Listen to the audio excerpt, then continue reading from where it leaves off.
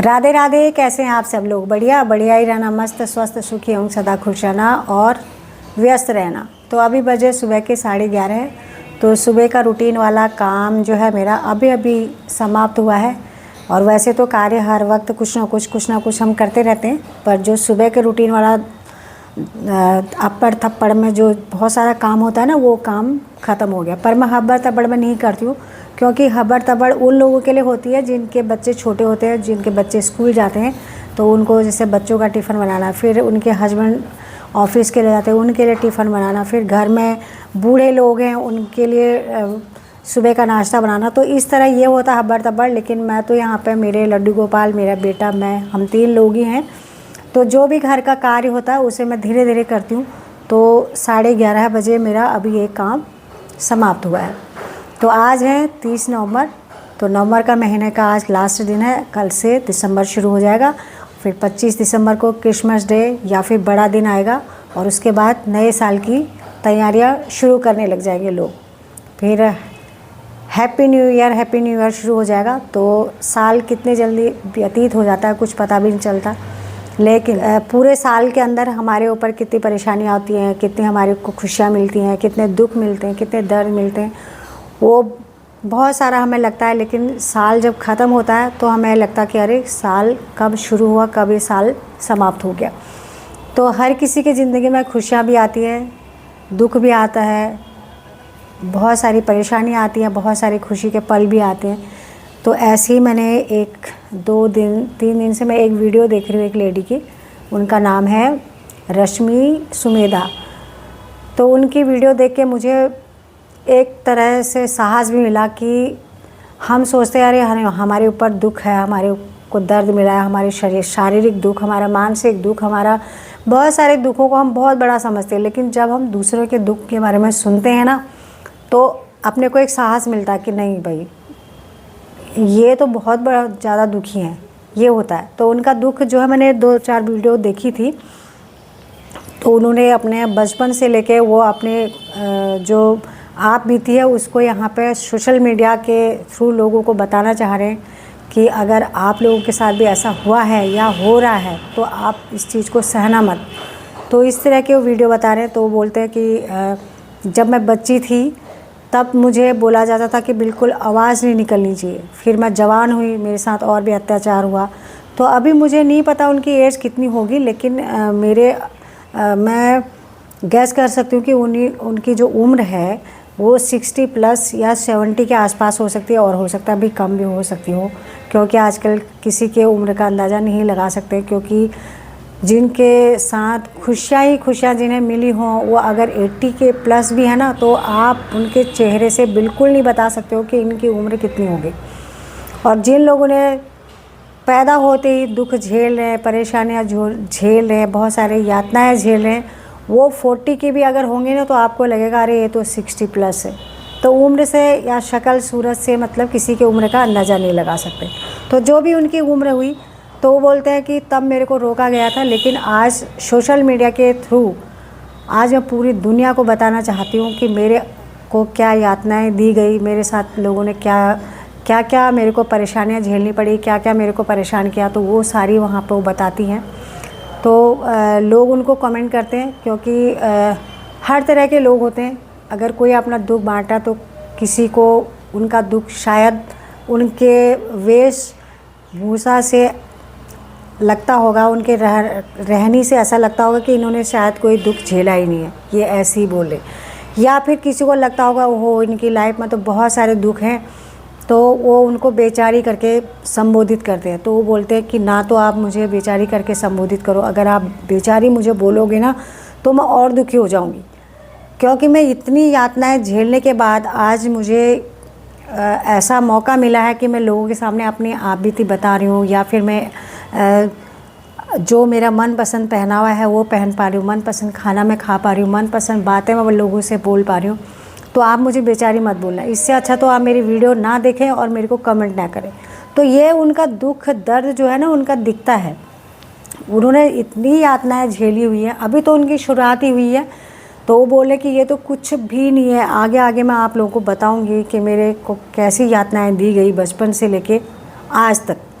अब उन्होंने case final कर लिया है, वो अब अलग हैं। तो एक बेटा उनका है, तो शायद बेटे की शादी नहीं हुई है। तो बेटा बोलते हैं कि मेरे साथ इतना परेशान रहता है, वो छोटी छोटी बातों पर डिप्रेशन में चली जाती है। तो अभी भी जब लोगों ने ऐसे ऐसे कमेंट किए थे उनको, मतलब कि अरे बेचारी ने बहुत दुख झेले, अरे बेचारी, तो वो बोलती है कि मुझे बेचारी मत बोलो, मैं बेचारी नहीं हूँ। बेचारी मैं तब होती मैं उन लोगों के अंदर, जब उन लोगों के हाथों में मारी जाती, लेकिन मैं भाग भाग के मैंने अपने आप को बचाया, अपने बेटे को बचाया है। और मैं आज एक ऐसी ज़िंदगी जी रही हूँ, मैं लोग की मैं समाज सेवा कर रही हूँ। तो बोलती कि मैं बहुत ज़्यादा पैसे वाली भी नहीं हूँ, और मैं आज एक रोटी अपने अच्छे से खा सकती हूँ। मेरा बेटा कमा रहा है और मैंने भी कमाई करी हुई है, और आज मैं समाज सेवा कर रही हूँ। मैं ऐसे लोगों को ढूंढती हूँ कि जिन्हें मेरी तरह यातनाएँ दी जाती है। बस वो ये कहना चाहती हैं कि आप कोई भी परेशानी, किसी के द्वारा दी गई हुई परेशानी को ना झेलें। गरीबी अमीरी तो ये लगा हुआ है, लेकिन अगर आपको कोई शारीरिक प्रताड़ित कर रहा है या मानसिक प्रताड़ित कर रहा है, आपको परेशान कर रहा है, तो वो दुख आप ना झेलें। तो वो अपना बताते हैं कि भाई मैं कहाँ रहती हूँ, मैं क्या करती हूँ, आप मुझे ये संपर्क करें, और जो सेवा मेरे से बनेगी मैं वो सेवा करूँगी। तो वो जब लोगों के कमेंट्स ऐसे आए उनके एक वीडियो में, तो वो बोली कि मैं 6-7 दिन के लिए डिप्रेशन में चलेगी, मेरा बच्चा बहुत परेशान हो गया। तो बोलती हैं कि मेरी डिप्रेशन की वजह से मेरे दिमाग की नसें सूज जाती है, फूल जाती हैं, और फिर मैं कई दिनों तक रोते रहती हूँ, खाना नहीं खाती हूँ, अपने को कमरे में बंद करके रहती हूँ, मतलब बहुत सारी ऐसे। तो ये इसका कारण ये है, अब वो सुखी हैं, अब उन्हें इस तरह की प्रताड़ना देने वाला कोई भी नहीं है। लेकिन उनके दिल पे, उनके दिमाग पे जो वो बातें उनके साथ हुई, जो पीड़ित हुई बचपन से लेके अभी तक, जो प्रताड़ित की जाती थी, उसका घाव उनके दिल पर, दिमाग पर बन चुका है। तो लोग अगर उन्हें ये बोलते हैं कि आप उस बात को भूल जाओ, आप अपने बेटे के साथ सुखी जीवन व्यतीत करो, तो वो फिर चिल्ला के बोलती हैं कि मैं कैसे भूलूँ उन चीज़ों को, मैं लोगों के साथ उस बातों को शेयर करना चाहती हूँ। तो आप खुद सोच सकते हैं कि उन लेडी को कितना बड़ा दुख होगा, कितना दर्द उनके अंदर भरा होगा। नहीं तो कोई भी अपने बारे में ऐसे सोशल मीडिया पर पूरी दुनिया के सामने अपनी किताब, अपने दिल की किताब को कोई नहीं खोलेगा। ये बहुत बड़ी बात है कि उन लोगों ने अपनी, मतलब उस लेडी ने अपनी जान बचा के अपने बच्चे को भी बचाया, छुप के अपने दिन निकाले। तो वो बोलती हैं कि जिन लोगों ने मेरे को प्रताड़ित किया, वो लोग मुझे अभी भी ढूंढना चाहते हैं। कुछ तो मर गए हैं, कुछ अभी सबूत के तौर पर बचे हुए हैं, लेकिन आज मुझे किसी का डर नहीं। आज मैं पूरे दुनिया के सामने उनका चिट्ठा खोलूँगी, और धीरे धीरे ये सब वो बातें यहाँ पे बता रही है। तो वो बोलते हैं कि अगर आप लोगों को ये लगता है कि मैं ये झूठ बोल रही हूँ, तो आप मेरा नार्को टेस्ट कर लो। बस नार्को टेस्ट में भी यही बताऊँगी जो मैं यहाँ पर बता रही हूँ, और जो मैं आगे बताऊँगी। तो उनकी बातें सुन के, उनकी वीडियो को देख के मुझे ऐसा लगा कि दुनिया क्या है, इंसान ही इंसान का दुश्मन है। इंसान, बिल्कुल कोई किसी का दुश्मन नहीं होता। एक इंसान दूसरे को खा जाने को तैयार है, दूसरे को इतना परेशान करके, बताओ कौन सुखी रहेगा ऐसे? दूसरे को अगर कोई परेशान करेगा, वो सुखी रह सकता है?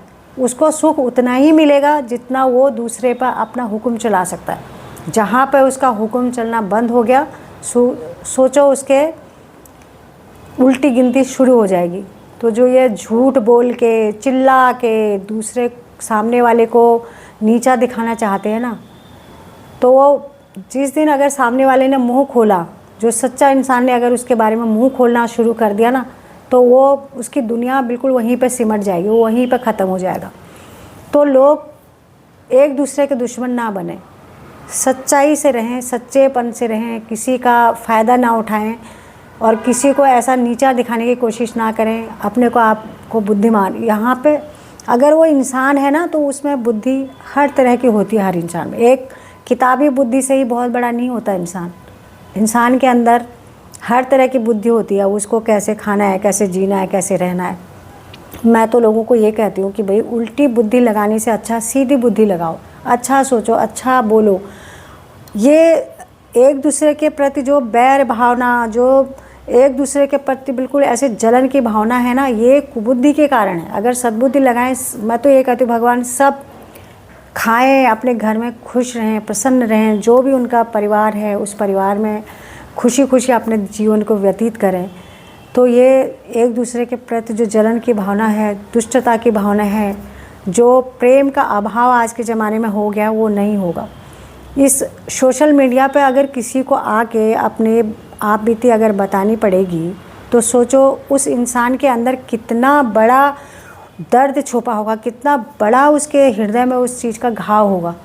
नहीं तो एक 60+ लेडी अपने बारे में यहाँ पे बताने के लिए क्यों आएगी? ऐसी बहुत सारे लोग हैं, बहुत सारे, जिनको कि रोका जाता है। क्यों? आज के ज़माने में तो इतना तब भी है, अगर किसी की 2 लड़कियाँ हैं, 4 लड़कियाँ हैं तो उनको नहीं बोला जाता। पहले ज़माने में तो ये होता था, हमारे उत्तराखंड में तो नहीं होता था शायद भाई, पहले मैंने कभी नहीं सुना, क्योंकि हम भी पहले 2 बहनें हुई थी, उसके बाद मेरे भाई हुए हैं 2, तो हमारे माता पिता ने तो कभी नहीं कहा।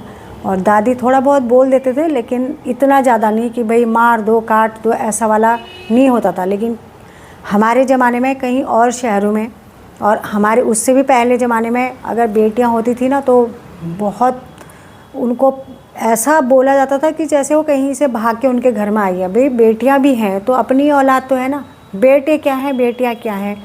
दुख सबके लिए बराबर माँ झेलती है। पेट में पालने से लेके बच्चे का प्रसव पीड़ा सहने से लेके बच्चे को पालन पोषण करने से लेके, चाहे वो बेटी है चाहे वो बेटा है, दर्द माँ को बराबर होता है। तो ऐसे बेटियों के लिए तो वो बोलती हैं कि मैं बेटी थी तो मेरे को बहुत प्रताड़ित किया जाता था कि ये बेटी होगी, बेटी हो गई है। तो ये बहुत जगह होता था पहले, पर हमारे उत्तराखंड में तो शायद नहीं होता था पहले भी, अब तो बिल्कुल ही नहीं होता, नहीं होना चाहिए। तो आज की वीडियो मैंने इसी के ऊपर बनाई, और मैंने ये वीडियो 2-4 कल देखी थी और परसों भी देखी थी। तो मेरे को ना उनके बारे में बताने का मन हो रहा था कि ऐसे ऐसी भी लोगों को परेशानियाँ होती हैं। तो ये परेशानियाँ इसीलिए शेयर की जाती हैं क्योंकि उनके अंदर बहुत ज़्यादा दर्द भरा होता है, वो उस दर्द को निकालना चाहती हैं। तो उस दर्द को निकाल के अगर उनको कोई अच्छा सा कमेंट कर दे ना, उनका साथ देने की बात कर दे, तो उनको अच्छा लगता है। तो इसलिए अगर आपके आसपास या आपको कोई अपनी दुख भरी कहानी बताता है तो आप उस पर हंसिएगा मत। हो सकता है आपने कभी इस दुख को देखा ही नहीं हो सकता आपको ऐसा दुख, कभी ऐसा दर्द नहीं आया हो और ना आए। किसी की ज़िंदगी में कोई भी सबसे बड़ा दुख होता है इंसान का इंसान को। ये खाने के भूखे रहने से या उसके भूखे रहने से ऐसा कुछ भी नहीं होता। धन किसी के पास कम हो वो भी चलेगा, पहनने को कम है वो भी चलेगा, लेकिन इंसान का दुख जो होता है ना, वो बहुत बड़ा होता है। खासकर अपने ही दुख, अपना इंसान जो आपका खास है, वो अगर आपको दुख देने लगेगा ना, तो उससे बेहतर मौत से होने से अच्छा और कुछ नहीं होता। तो इसलिए अगर आपको कोई अपना दुख शेयर करना चाहता है, साझा करता है, तो उसके दुख को आप सुने। अगर आपको अच्छा नहीं लग रहा तो उसके हंसी मजाक ना उड़ाएं। तो आज की वीडियो को मैं यहीं पर समाप्त करती हूँ। आपको वीडियो कैसी लगी कमेंट लाइक जरूर करना। आप मेरे चैनल पर नए हैं तो मेरे चैनल को सब्सक्राइब कीजिएगा। मैं इंस्टाग्राम पर भी हूँ, आप मुझे वहाँ भी फॉलो कीजिएगा। कल आती हूँ एक नई वीडियो के साथ, तब तक के लिए जय श्री राधे कृष्णा, राधे राधे।